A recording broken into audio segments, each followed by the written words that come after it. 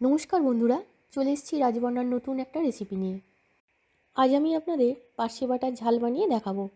ভীষণ সহজ একটা রেসিপি, কম সময়ে বানানো যায়, প্লেন ভাতের সাথে খেতে অসাধারণ লাগে। আশা করছি রেসিপিটা আপনাদের পছন্দ হবে। তাই আসুন দেখে নিন আমার আজকের রেসিপি, পার্শে বাটার তেল ঝাল।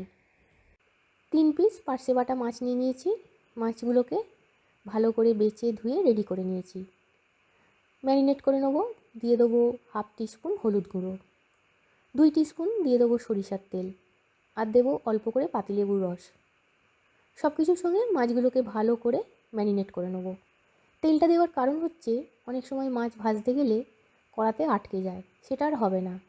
পাতিলেবুর রসটা দেওয়ার কারণ হচ্ছে মাছগুলোকে উল্টাতে গেলে ভেঙে যাওয়ার সম্ভাবনা থাকে, সেটাও আর হবে না।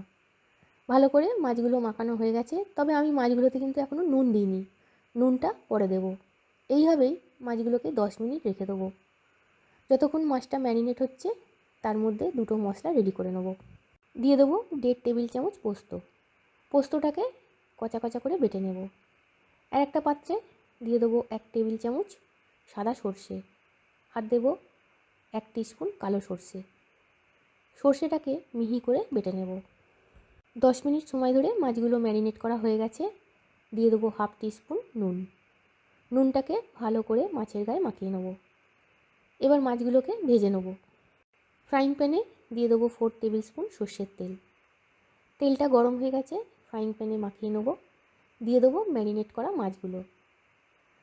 মাছগুলো যখন এক পিঠ ভাজা হয়ে যাবে তখন মাছগুলোকে উল্টে দেবো। এক পিঠ ভাজা হয়ে গেছে, এবার মাছগুলোকে আস্তে আস্তে উল্টে দিচ্ছি।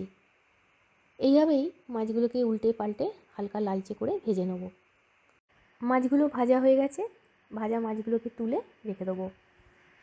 দিয়ে দেবো আরও 1 টেবিল স্পুন সর্ষের তেল। দিয়ে দেবো 1/2 টিস্পুন কালো জিরে। জিরেটাকে তেলের মধ্যে একটু ফ্রাই করে নেব। দিয়ে দেবো 1/2 টিস্পুন ঝাল লঙ্কার গুঁড়ো। কাশ্মীরি লঙ্কার গুঁড়ো দিয়ে দেবো 1 টিস্পুন।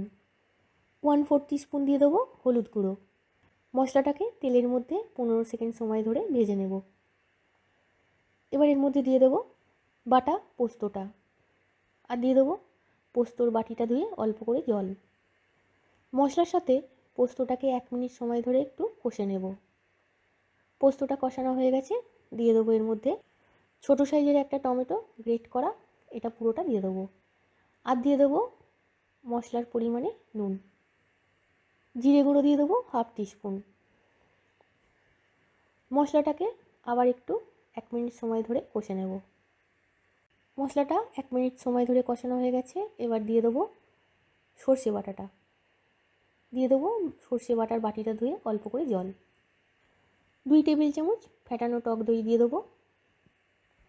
টেস্টটাকে ব্যালেন্স করার জন্য দিয়ে দেবো 1 টিস্পুন চিনি। সব কিছুকে একসাথে 5 মিনিট সময় ধরে কষে নেব। 5 মিনিট সময় ধরে কষানো হয়ে গেছে, দিয়ে দেবো 1/2 কাপ পরিমাণে জল, আর দিয়ে দেবো 3টে চেরা কাঁচা লঙ্কা। ভালো করে একটু নাড়াচাড়া করে নেব। দিয়ে দেবো অল্প করে ধনেপাতা কুচি। ভালো করে মিশিয়ে নেব। দিয়ে দেবো ভাজা মাছগুলো। মাছগুলোকে ঝোলের মধ্যে 2 মিনিট সময় ধরে ফুটিয়ে নেব। 2 মিনিট সময় ধরে ফোটানো হয়ে গেছে, ঝোলটাকে আর বেশি ঘন করব না। সাদা ভাতের সাথে এই পার্শে বাটার ঝালটা খেতে অসাধারণ লাগে। তৈরি হয়ে গেল পার্শে বাটার ঝাল। রেসিপিটা যদি আপনাদের ভালো লেগে থাকে তাহলে অবশ্যই বানাবেন। যারা আমাকে সাবস্ক্রাইব করেছেন, লাইক করছেন, তাদের অনেক অনেক ধন্যবাদ। সকল বন্ধুর কাছে আমার ছোট্ট অনুরোধ, রেসিপিগুলো যারা দেখছেন ভালো লাগলে একটা অবশ্যই কমেন্ট করবেন, কেমন লাগছে জানাবেন। এবার আমি পার্শে বাটার ঝালটাকে সার্ভ করব। তৈরি হয়ে গেল পার্শে বাটার ঝাল। রেসিপিটা যদি আপনাদের ভালো লেগে থাকে তাহলে অবশ্যই বানাবেন, লাইক শেয়ার করবেন, আমার সঙ্গে থাকবেন। আজকের মতো ভিডিওটা এখানেই শেষ করছি। আবার আসবো নতুন রেসিপি নিয়ে। ততক্ষণের জন্য ভালো থাকবেন। Tata, bye bye.